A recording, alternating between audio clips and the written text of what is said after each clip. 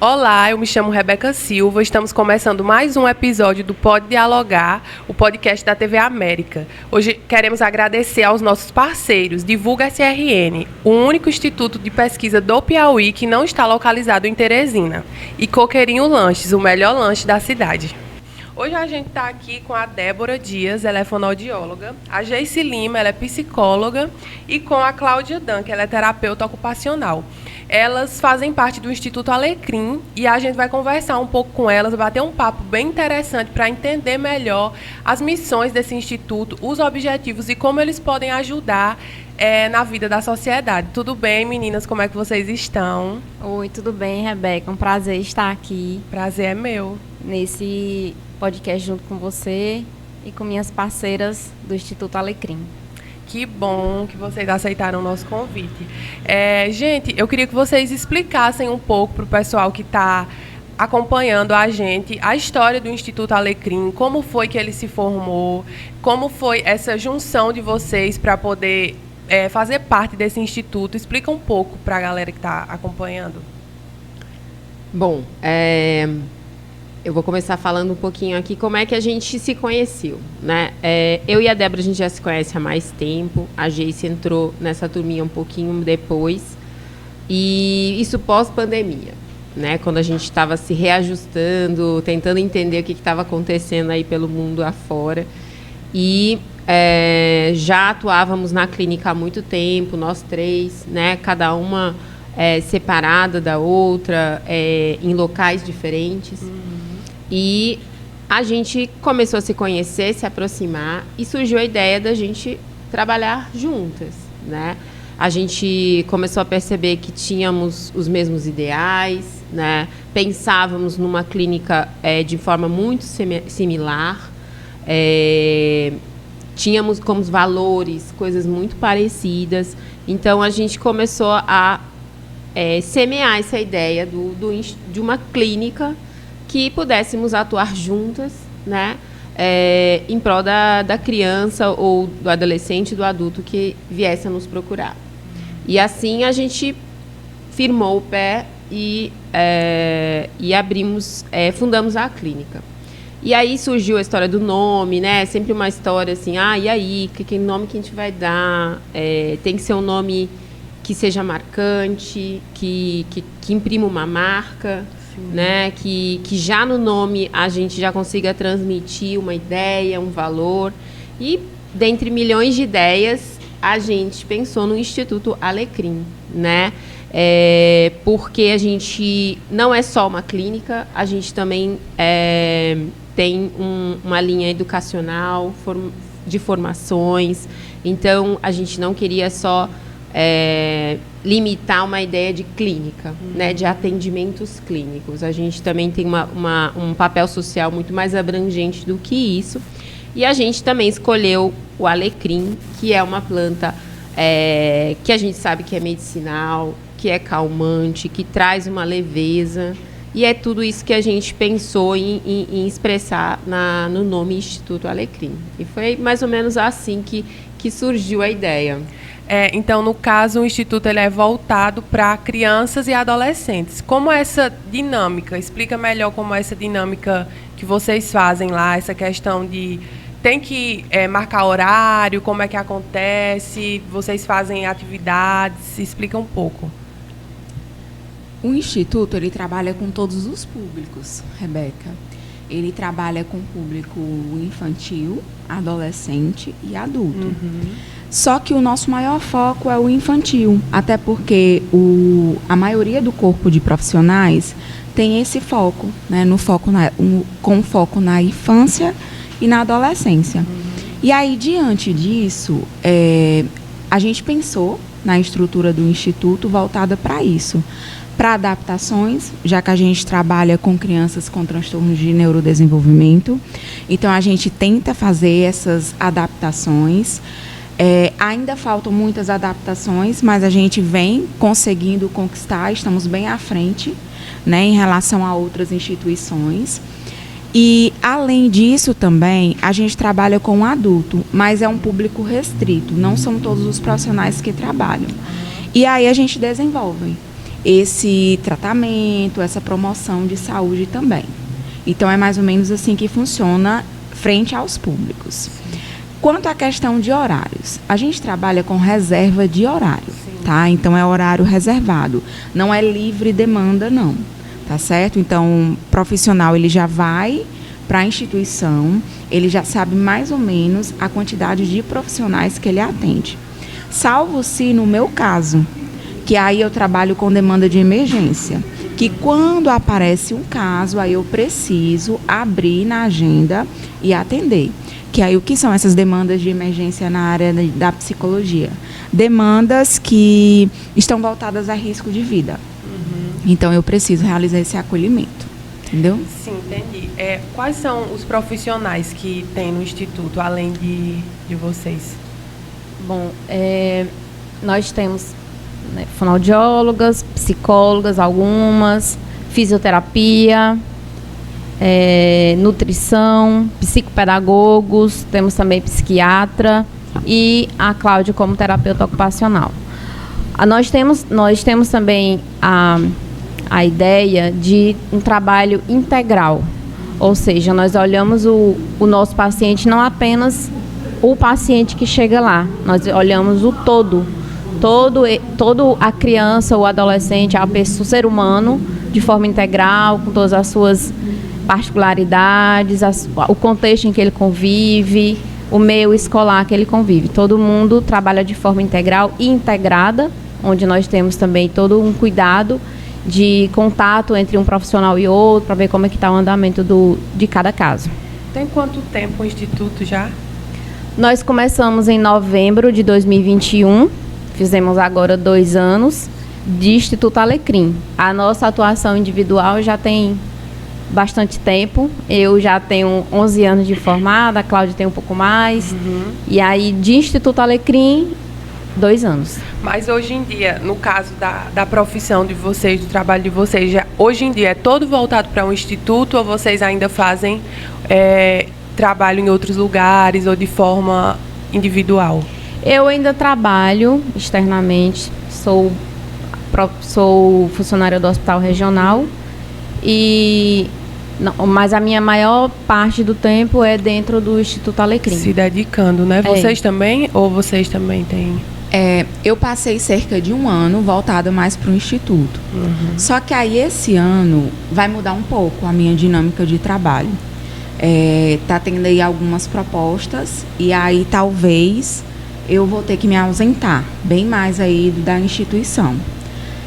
Mas os outros profissionais não, eles têm essa liberdade, né, de, como que eu posso te dizer, de trabalhar em outros locais. Sim. Eles não focam apenas ali, no ambiente clínico, não. Então, eles têm outros trabalhos, eles têm outras questões que eles desenvolvem aí na área profissional. Entendi. Quando vocês tiveram a ideia de montar, né, um instituto, qual foi assim a maior dificuldade que vocês chegaram a enfrentar? E hoje em dia, depois de já ter ele estruturado, qual é a dificuldade que vocês encontram ali com os pacientes, com as pessoas que chegam até lá? Quando a gente pensou no Instituto Alecrim, a gente pensou em uma instituição que conferisse qualidade e ética. Porque quando os pais, né, os nossos clientes, eles chegavam para a gente, era uma das coisas que eles mais pediam. Qualidade e ética. Nós moramos em uma cidade, um município pequeno, que as pessoas conhecem todo mundo. E essa dificuldade, muitas vezes, de entender o que é profissional e o que não é profissional, esse limite, acaba dificultando muitas vezes a prática do profissional.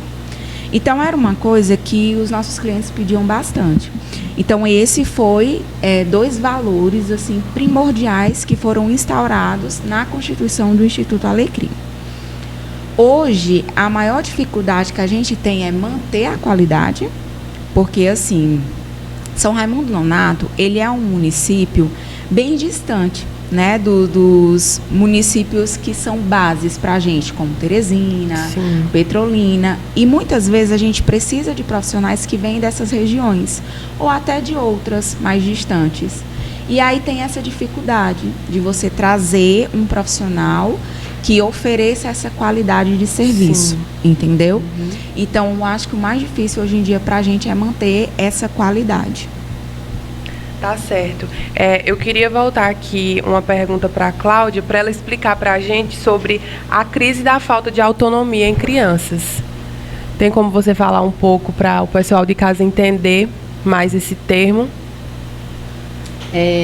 Pois é, assim, é um tema que já é muito estudado, né? No Brasil acho que é um pouco menos, mas assim, fora do Brasil é um tema muito estudado. E já existem estudos, né?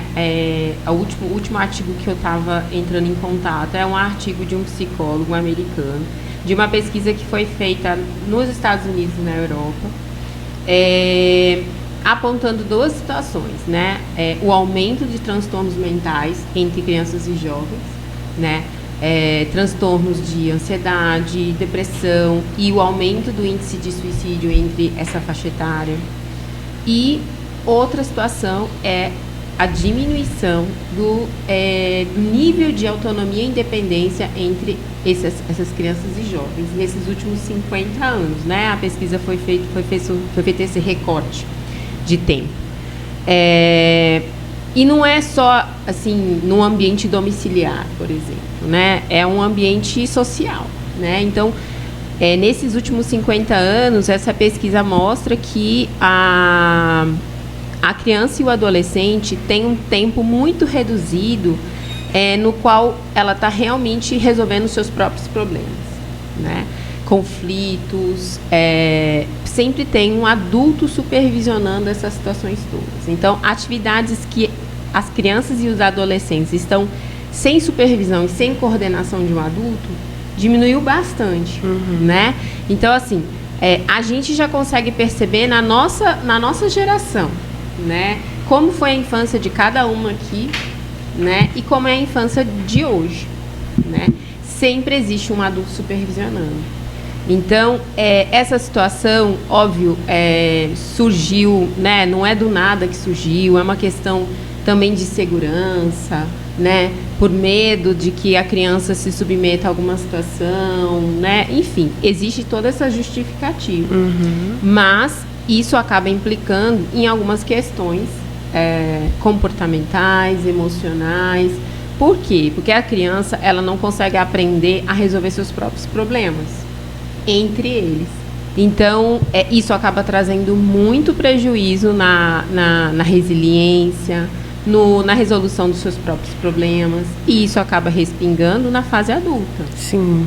Né? Então, a gente já vê universitários que não têm nenhum amadurecimento. A gente vê pessoas adultas que estão já no mercado de trabalho, que também não têm amadurecimento para resolver conflitos. São pessoas muito dependentes de comandos, então não tem autonomia, não tem criatividade. Então, isso tudo é um fato.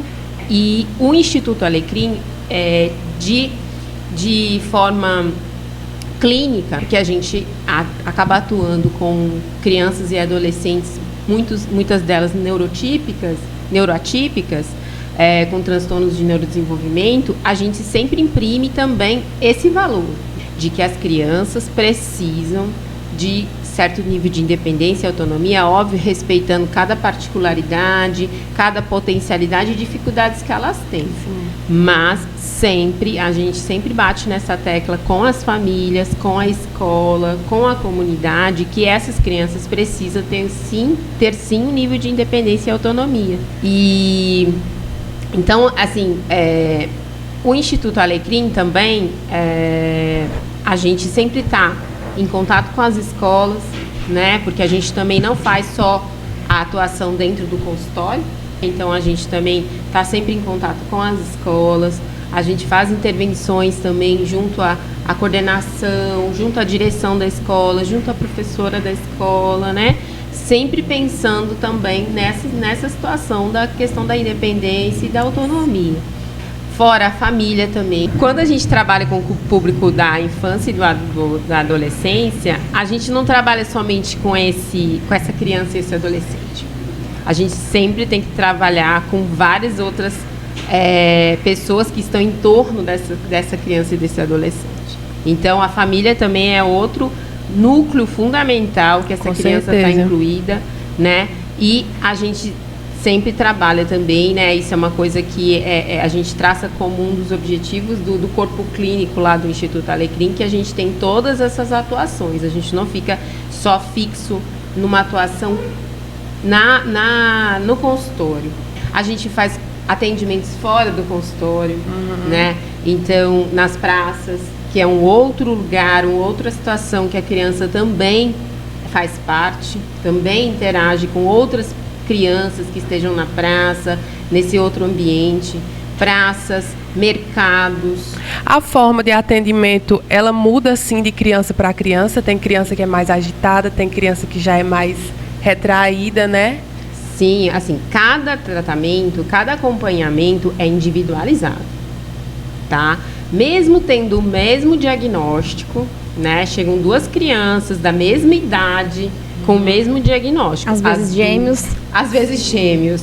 E mesmo Os assim, dois vão ter tratamentos individualizados, com objetivos individualizados, estratégias individualizadas. A gente não faz um copia e cola, né, para todo mundo, porque isso não funciona. existe, Não, cada um tem suas particularidades, cada um tem os seus desejos. Então, tem a criança que quer aprender a fazer alguma coisa e a gente vai fazer com que essa criança consiga alcançar esse objetivo. Então, tudo é individualizado. A avaliação é feita, todo o corpo clínico, o que a gente faz, né? A criança chega, o adolescente chega, a gente faz uma avaliação.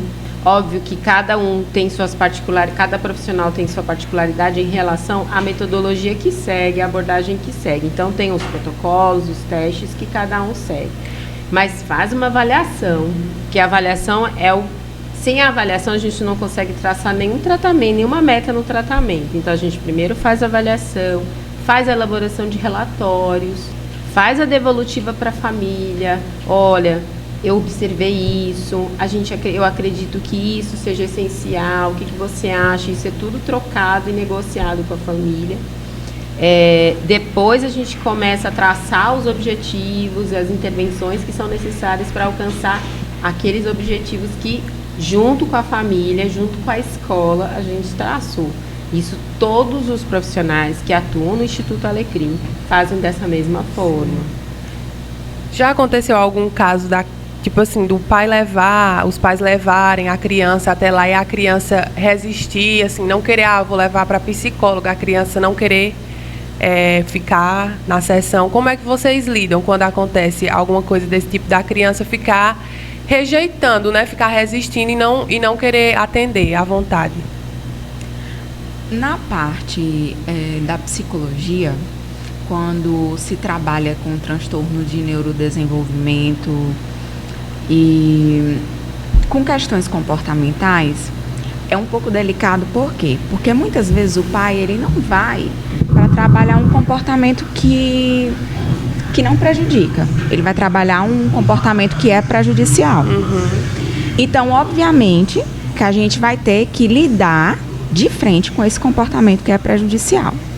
Por exemplo, se a criança, toda vez que o pai se nega a dar algo, essa criança se joga no chão, ela chora, ela resiste.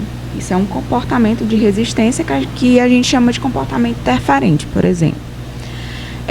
Quando a gente vai trabalhar dentro da psicologia, então a gente vai trabalhar um comportamento que essa criança utiliza para ela conquistar o que ela quer. Porque se ela se deita no chão, ela chora, geralmente os pais dão. Sim. Entende? Então, quando a gente vai trabalhar com isso, eles resistem. Então, tem momentos, não só nessas situações comportamentais, mas em outras situações também, que eles resistem a essa entrada dentro do set terapêutico, não só no meu, mas de outros profissionais também, por algum motivo, né? Porque são várias, as variações de motivos são diversas. Eu estou te trazendo uma delas, que é a questão comportamental. E aí a gente vai conquistando essa criança. Ou muitas vezes, em alguns casos, a gente desenvolve esse tratamento fora do set. Se ele se sente melhor, se ele se sente mais à vontade, não tem por que não desenvolver. Entendeu? Entendi. Então, a gente sempre busca fazer com que a criança ela esteja bem para que aquele tratamento ele aconteça, tá? Só que, assim, existem casos que, às vezes, né, eu acho que é um momento que os pais, eles ficam mais com o coração apertado, acredito eu, né? Que é quando os filhos choram dentro do setting terapêutico, né? Quando eles choram, quando eles resistem. Isso pode acontecer, né? Porque a gente vai estar lidando com questões que incomodam aquela criança. Então, obviamente, que ela vai chorar, que ela vai resistir a fazer. Isso pode acontecer. Então, aos poucos, os pais eles vão compreendendo, aos poucos os pais vão entendendo que isso pode existir. Tem casos de pais que quando eles têm dificuldade de entender essa situação, geralmente eu chamo, não, venha cá, vamos ver como é que se trabalha, vamos ver o que está acontecendo, para você observar. Tem casos que eu peço permissão para filmar, para estar mostrando para esse pai. Então, se eles permitem, não tem problema nenhum, não para divulgar, mas para mostrar para eles o que está acontecendo ali dentro, né? Então, sim, acontece. Chegou um lanche aqui pra gente, do Coqueirinho. Ah, que legal. Obrigada. Como é seu nome? Eliel. Eliel, obrigada. Obrigada. Eliel. Obrigada, viu? Nada. Especial Coqueirinho. da casa. Croquete de carne de sol e macaxeira. Eita, que delícia. legal. Maravilha. Valeu. Obrigada. A gente quer agradecer aqui ao Coqueirinho Lanches, que mandou um lanche super delicioso aqui pra gente saborear no nosso bate-papo. Então, muito obrigada. A gente já tá aqui se deliciando. Voltando aqui para essa questão da autonomia e também falando no geral, a questão das crianças utilizarem muito telas, redes sociais, desde pequena, né? Porque hoje em dia, uma criança, ela já nasce já sabendo mexer num celular, já sabe fazer tudo. Isso, essa questão das redes sociais, das telas, isso acaba atrapalhando na autonomia da criança, no desenvolvimento? Eu posso relatar um pouco sobre esse assunto, juntamente com a Cláudia e a Geice, porque acaba afetando todas as áreas da vida dessas crianças e adolescentes e adultos também. Por que não? O uso das telas. Sim. E uma coisa está atrelada à outra. O uso das telas, a questão da autonomia, tudo dentro de um mesmo contexto. O uso excessivo das telas é, de fato, uma das problemáticas que precisa ser tratada e conversada em todos os ambientes. Foi por isso que a gente resolveu falar sobre isso aqui, para atingir esse público que assiste o seu podcast. E falando em relação até ao nível de desenvolvimento de fala e linguagem, a criança que fica muito tempo acessando telas, todas elas, celular, notebook, TV, acaba afetando também esse desenvolvimento, porque está interagindo menos com as pessoas. Existem pessoas que têm a falsa ideia de que os vídeos do YouTube estimulam, porque é colorido, fala sobre cores, Aqueles tem vídeos letras, educativos. ensina letras, ensina, né? Mas isso não acontece de verdade. O que desenvolve, que ajuda a desenvolver linguagem, fala e todo o desenvolvimento infantil é o contato com outras crianças da mesma idade, é brincar ao ar livre, é uma ideia que a Cláudia fala muito, de brincar ao ar livre, de forma com mais liberdade. Isso desenvolve a criança. As telas, de forma em geral, não. Lógico que sabemos que essas tecnologias hoje são fundamentais na vida de qualquer pessoa, mas tem idade para se recomendar, tem o tempo para se recomendar o uso, tem que ter o cuidado com a faixa etária de cada vídeo, de cada criança. A Sociedade Brasileira de Pediatria, de Fono e acho que de todas as áreas falam sobre a questão do tempo de uso dessas telas. É tanto que até os 2 anos não se recomenda a criança ser exposta a usar esse tipo de recurso, de telas, de vídeos. porque prejudica muito. Até os 2 anos a criança está num desenvolvimento muito bom para se aprender coisas variadas, e é melhor aprender coisas variadas na vivência do dia a dia do que na tela de um celular, onde ela se fecha naquele mundo ali. E às vezes acontece muito da gente estar falando com as crianças e repito, adolescentes, adultos, todo mundo. Você tenta conversar ela não consegue porque está na tela do celular. E esse vínculo, essa troca, essa interação é o que ajuda a estimular todo o desenvolvimento da pessoa nas suas áreas, né, biopsicossocial, de forma mais eficaz, eficiente do que as telas do celular. Eu acho que os pais, eles encontraram meio que, assim, né, falando ao meu ver, um sossego, uma saída, porque hoje em dia eu acho que muitas crianças usam mais a questão de celular, das telas, porque para os pais realmente terem uma paz ali, não vou entregar, porque senão não vou conseguir fazer isso aqui, não vou conseguir arrumar a casa, não vou conseguir trabalhar, mas isso acaba prejudicando a longo prazo, né? Sim, a gente entende o contexto de cada família, onde nem todo mundo tem condições de estar colocando numa escola, numa creche, ou de pagar uma babá. Cada caso deve ser visto de forma individual e que, com certeza, hoje em dia, as famílias acabam recorrendo a esse recurso, as famosas babás eletrônicas, não sei se é assim que chamam, que deixa a criança na tela e conseguem fazer alguma coisa. Realmente acontece. Mas é aquela coisa, pelo menos ao meu ver, né? Antes, todo mundo conseguia cuidar dos filhos quando não existia celular, tecnologia, independente da família que aquela criança estivesse. Então, eu acho que deveria ser exercitado isso desde de pequeno, já começar colocando a criança para brincar, se for ter um momento das telas, ter um horário certo, porque eu acho que aí vai criando já a rotina daquela criança e ela já vai entendendo, não, eu só posso assistir televisão ou mexer no celular só nesse horário, no outro horário eu vou brincar, eu vou estudar, vou fazer outra coisa, né? E Rebeca, tem um pouco a ver com a pesquisa que a gente estava estudando sobre a pesquisa do artigo, né? Que eu estava comentando há pouco. Porque, assim, em nome da segurança, né?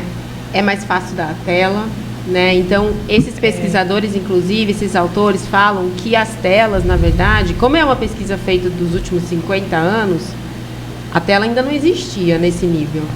Né? Existia televisão, mas nada de canais de streaming, né? Uhum. Então, ele aponta que as telas, esse uso de tela excessiva é uma consequência. Então, em nome da segurança, em nome da comodidade, acabou que tem esse uso excessivo de telas, né? Porque assim, eu vou deixar o meu filho ir para a rua brincar com os amigos, ou eu prefiro que ele fique no sofá com o celular. O que é mais seguro? O que eu acho que é mais seguro? Eu prefiro deixar meu filho aqui na minha frente, ou até sozinho às vezes, né? Dependendo da idade, a criança até sozinha em casa com uma tela, porque ele não vai brincar na rua com os amigos. O que acontecia na nossa infância. Então existia uma comunidade mais ativa. Hoje em dia as famílias estão mais individualizadas, cada uma na sua casa, né? Então, como era na nossa infância, existia essa comunidade muito mais forte, de famílias que se conheciam mais, da rua, as crianças iam brincar na rua, né? Porque existia televisão na nossa época, mas existia um programa certo no horário certo, exatamente. Né? Então, naquele horário que não tinha aquele desenho passando, o que elas iam fazer? Elas iam brincar na rua, andar de bicicleta, jogar bola, as meninas iam fazer... Enfim, cada um tinha as suas brincadeiras para se fazer na rua com os amigos, com os primos. Então, o que hoje está muito difícil, inclusive, especialmente em cidades, né? Eu acho que no interior isso ainda acontece mais, mas na cidade, por causa da correria, em nome da segurança, é mais difícil de acontecer. Só que assim, eu acho que a gente não pode ficar parado. Isso é um dado, os transtornos mentais estão aumentando e a gente não pode ficar parado. Nos Estados Unidos já se declarou situação de emergência pública, tá? E no Brasil isso vai aparecer, porque a gente sempre sabe que no Brasil as coisas acontecem um pouquinho depois dos Estados Unidos, mas acontece, já vem acontecendo. A gente vê nas escolas, na nossa realidade clínica, a gente vê essa demanda chegando. Então, assim, a gente não pode ficar com as mãos atadas, assim, não, tá tudo bem, não está tudo bem, né? Então, a gente tem que dar um jeito sim, né? Então, a gente tem que tentar mudar, sim, né? As crianças precisam desse momento de ócio, de o que é que eu vou fazer agora? Exatamente, até para colocar a criatividade, né? A Sim, cabeça para pensar. Porque assim, você pega um celular para criança, principalmente YouTube, ou TikTok ou Instagram, ela vai deslizando o dedo e pronto, ela vai ter estímulo pro dia inteiro. Ela não vai nem precisar pensar, nossa, e agora? O que eu vou fazer? Né? O que acontece com a gente também, né? Muito. Os adultos. Quando a gente senta ali e fala, nossa, o que eu vou fazer agora? Né? A gente pega o celular, sabe? Então a gente não consegue mais nem pensar em outro recurso. E as crianças não são diferentes, elas estão nos olhando, tá? Então, assim, a gente como adultos, acho que a gente tem um papel muito importante dessa geração que está chegando. Elas não podem crescer dessa maneira, porque a gente vai ver consequências muito sérias no futuro. E foi igual você falou, a criança ela pega como exemplo o que ela tá vendo dentro de casa, Sim, né? então assim, as orientações que eu faço para as famílias gente, vamos controlar o uso de telas de todos. Você não pode dizer pro seu filho, olha, use menos tela, sendo que você tá o dia inteiro na tela. Exatamente. E é o que torna, até para o adulto, né? Você percebe que para o adulto, criar a coragem aqui, não, vou criar aqui uma rotina para mim, vou fazer um exercício. É muito difícil. A pessoa, quem trabalha de casa para o trabalho, do trabalho para casa e sempre com o celular na mão, sempre ali conectado e não faz nada, não sai daquela bolha ali, não faz nada além para poder melhorar até a sua qualidade de vida. E outra coisa que eu vejo também muitas pessoas falarem é essa questão de as crianças hoje em dia, todas as crianças já nascem doentes, já nascem com problema, toda criança hoje em dia tem problema, mas é aquela coisa, é você rever qual é a rotina que aquelas crianças estão tendo, o que é que aquelas crianças estão fazendo, né? Porque a gente vê a criança o dia inteiro no celular, a criança não tem contato com outras crianças, não tem contato com outras pessoas, a não ser na escola. Uma criança está ali de férias, que não está indo mais para a escola, pronto, é o dia inteiro dentro de casa, dentro do quarto, com o celular na mão. Como é que essa criança vai ser uma criança, digamos assim, saudável? Não vai ser, né? Isso. É difícil. Porque esses conflitos, né, que a gente, na verdade, nos fazem amadurecer, né, essa vivência, essas trocas, esses conflitos, né, porque na troca não é só felicidade, a gente sabe muito bem, a gente tem os conflitos. E entre 3 crianças, 4 crianças lá da mesma idade, brincando juntas, tem tudo. Tem alegria, tristeza, tem briga, tem tudo. Mas elas estão se resolvendo no diálogo, ou às vezes numa agressão mais física, mas eles estão se resolvendo. Sim. E isso está trazendo amadurecimento. Amadurecimento em todos os sentidos dessa criança, né? E vamos pensar nessa situação dessas 4 crianças brincando e resolvendo seus conflitos. E vamos pensar numa outra situação, cada uma na sua casa, no sofá, com o celular na mão.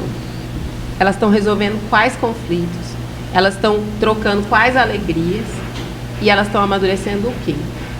Né? Então a gente tem que, eu acho que assim, é um problema, uma situação muito séria, né? Eu acho que cada vez mais isso está sendo trazido à tona, né? A gente está falando mais sobre esse problema do uso de telas, da falta de autonomia e independência que a gente se dá para as crianças e do adolescente. E eu acho que a gente tem que falar cada vez mais e agora criar estratégias, ações que de fato a gente evite problemas mais sérios, né? Até imediatamente, porque a gente já vê o reflexo disso hoje, mas futuramente também, né? De adultos mais saudáveis, né? Que tipo de adultos a gente espera encontrar daqui a 10, 15, 20 anos? Né? Que são as crianças que a gente atende, por exemplo. Eu atendo crianças de 5 anos. Que tipo de pessoa de 25 anos eu espero que ela seja? E é desde hoje que eu tenho que pensar. Eu não tenho que pensar nessa criança só com 20 anos de idade. Eu tenho que pensar hoje. Ele tem 5 anos. O que eu posso fazer por ela? para que essa pessoa se torne um adulto de 25 anos saudável. Né? Com certeza. E até essa questão da segurança que você estava falando, que os pais deixam as crianças com o celular, deixam as crianças nas telas por questão de segurança, para não deixar sair, porque tem medo do que acontecer na rua, mas e o que está acontecendo ali naquele celular que ele está o dia todinho? Porque muitas vezes o pai entrega, não tem nem supervisão, porque quando tem ainda uma supervisão, você tem mais ou menos a noção do que o seu filho está assistindo, mas e quando não tem? O que é que aquela criança está fazendo, o que é que ela está vendo, com quem que ela pode estar falando. Então, a segurança ali naquela tela não é porque você entregou que o seu filho está totalmente seguro, não, né? É uma falsa segurança, né? Assim, é uma segurança de umas coisas e expor a criança ao mundo da internet. Exatamente. Que tem tudo. A gente sabe muito bem que o mundo da internet tem de tudo, né? E a gente vê cada vez mais reportagens, né? Cada vez mais situações de crianças que são expostas, ficam vulneráveis, porque elas são vulneráveis, né? Imagina, tem um mundo ali para ela explorar na internet e ela vai explorar. Ela não consegue ter o discernimento de dizer, não, isso aqui vai me fazer mal, né? Não, eu não posso mexer. Não, ela vai. E assim, essas empresas que criam conteúdos, essas pessoas, né, pedofilias, enfim, que a gente sabe que existe, essas pessoas vão tentar atrair as crianças e os adolescentes de qualquer maneira. Então a gente sabe que elas vão realmente atraídas por esse mundo mágico, né, que prometem. Então a gente vê cada vez meninas jovens querendo se parecer com alguma influência. Tem muito isso também. Sim, sabe? Meninas de 13 anos, né? Eu conheci recentemente uma menina de 12 anos. A gente viajando, a mala dela de maquiagem era maior que a minha mala. Só de maquiagem. De 12 anos. E toda cheia de cuidados, né? Ela leva horas para se maquiar, para se preparar. Não usa qualquer roupa porque ela tem uma marca aqui, marca ali. É uma menina de 12 anos.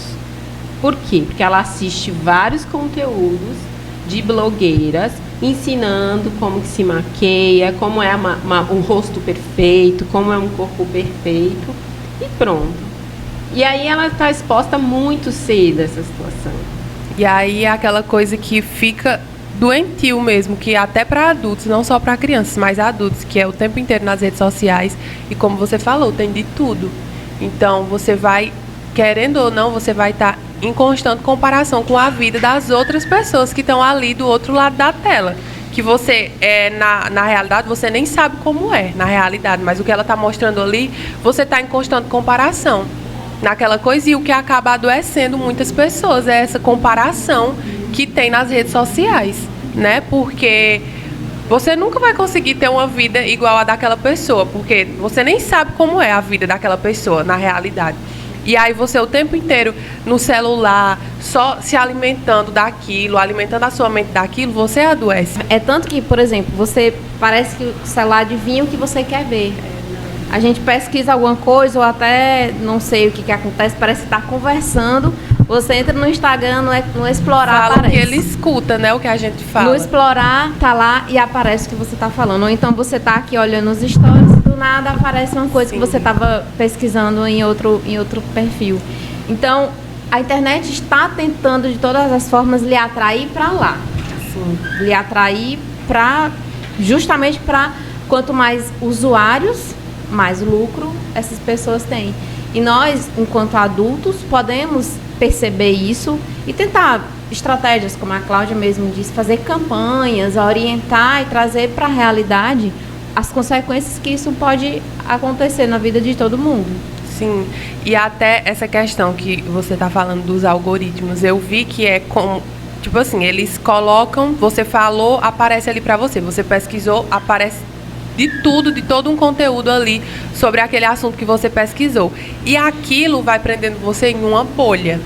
Você pode notar que, tipo assim, o seu Instagram, as suas redes sociais, elas seguem ali só uma linha de pensamento, porque eles só vão te dando mais do mesmo, mais do mesmo. tá Então é muito difícil interessado. você partir, você só tá seguindo ali, você não vai seguir outra ideia, você não vai conseguir descobrir uma coisa diferente, raramente, porque aquilo ali da sua rede social é aquela coisa, já tá programado, eu já sei tudo que você gosta, então você só vai consumir aquilo ali, você não vai pensar de outra forma, eu não vou te dar a opção de pensar de outra maneira, de agir de outra maneira, porque você só vai seguir isso aqui. Para você sair daqui é muito difícil, porque ninguém vai ter, do nada vai ter uma ideia, eu quero saber disso aqui agora. Não, você vai querer ver uma coisa para você se interessar, né? Sim. O que acontece numa mesa de conversa, não é?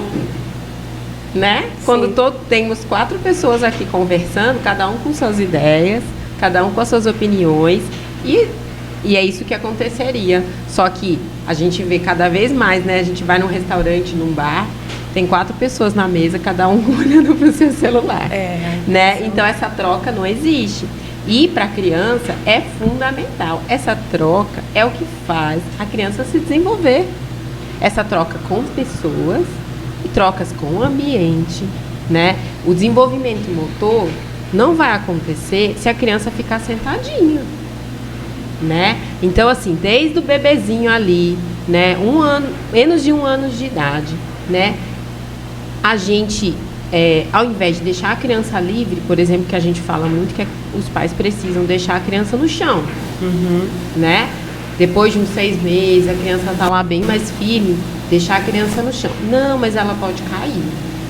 Não, mas ela pode se machucar.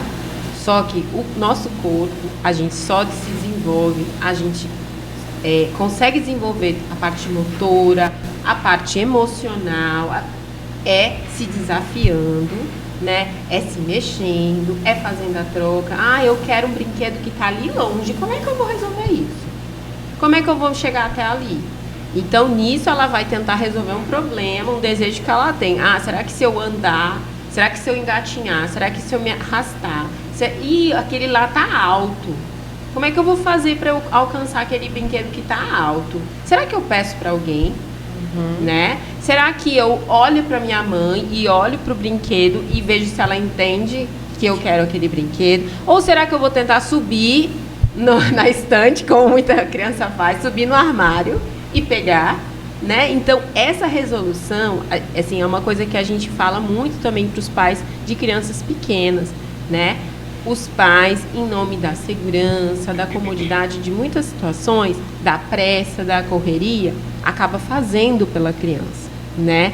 Então, a criança olhou para o brinquedo, você quer aquilo? Pronto, deu. Entregou. Ela nem precisou pensar e nem elaborar como que ela ia resolver esse problema, né? Você quer isso? Você quer ir? E já vai adiantando, antecipando tudo que ela possa querer fazer, né? Não, porque se ela subir ali, ela pode cair, né? Ok, ela pode cair, mas você é o adulto responsável por essa criança que vai poder promover uma situação, né? Ou criar oportunidades para que ela faça com segurança. Então, você pode estar por perto, você pode tentar ver com ela, será que se você subir aqui não dá mais certo? Enfim, você vai criar oportunidades, você é o responsável por aquela criança. Mas não precisa fazer por ela, né? Não precisa. Na maior parte das vezes não precisa, né? E isso a gente vê consequências nas nossas crianças neuroatípicas também, né? Sim, eu compreendo que tem toda a situação das dificuldades que o transtorno já traz. Mas essas crianças também podem vivenciar essa independência, né? Então, a gente vê muitas situações de pais e mães que, para não frustrar a criança, né? Como a Geise estava trazendo, já resolve um problema para ela. Para não fazer com que ela tenha que ir até ali e aí se frustrar e não conseguir, eu já trago o problema resolvido, né? Só que isso a gente está atrapalhando o desenvolvimento, a gente não está favorecendo, né? E assim, eu sou mãe de 2 crianças, 2 meninos e o lema lá em casa a gente fala assim, a gente não atrapalha o desenvolvimento dos nossos filhos. o que já é muita coisa, difícil.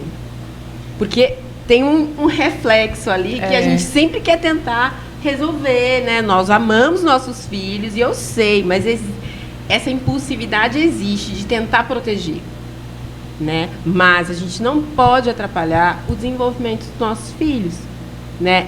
Então, o lema lá em casa é esse: não atrapalhamos, né? Deixamos eles desenvolverem livremente, na medida do possível. Óbvio, a gente também não é insano para deixar fazer que eles façam tudo, né? Mas a gente tenta não atrapalhar o crescimento deles, né? E é difícil, eu sei que é muito difícil. Gente, vocês têm mais alguma coisa para acrescentar que vocês queiram falar? Não, só mesmo reforçar tudo isso que a Cláudia falou. É uma ideia que a gente promove, que a gente prega no nosso dia a dia, tanto lá no Instituto, quanto nas campanhas que a gente faz nas nossas redes sociais, de tentar, de todas as formas que for possível, para aquela família, dentro do contexto que ela está inserida, evitar essas telas de forma muito excessiva, deixar a criança brincar mais ao ar livre, ter contato com outras crianças. Nós sabemos das dificuldades que algumas enfrentam por questões sociais, talvez por causa do transtorno que essa pessoa tem, mas, como a Cláudia disse, isso não limita ela está inserida e está ocupando esses espaços dentro da sociedade, nas praças, em eventos que possam estar participando também. E também que a sociedade ela busque, né, se preparar para lidar com essas inúmeras questões que vem aparecendo aí no meio social, no contexto social. É reflexo de inúmeros fatores, que eu acho que aí só em um outro momento para a gente poder estar trabalhando isso, porque são muitas questões. E que a sociedade ela se prepare para isso, porque assim, é direito de todos ser inserido, sim. É direito de todos estar dentro de meios, né, de contextos, e se desenvolver de alguma forma. Só que as pessoas também, os outros que estão inseridos dentro desses contextos, eles precisam, de uma certa forma, se inclinar para essa inserção, para essa interação, né? Então, nenhuma interação, nenhuma inserção acontece só com uma pessoa. Sim. Então, é preciso ter uma troca. E muitas vezes, quem não tem ou quem não vive com crianças, com adultos que têm a condição, né, do transtorno de neurodesenvolvimento ou inúmeras outras condições, não tem dimensão do que é aquilo ali. Sim. Às vezes, até quem convive tem dificuldade, né? A gente nota, porque sempre é muito complicado, cada vez está mais difícil, essa habilidade de se colocar no lugar do outro, né? Então, tem muito isso. Tem. Né? Então, que os outros também, não necessariamente os que vivem essa realidade de perto, diretamente, mas que possam também ter essa sensibilidade.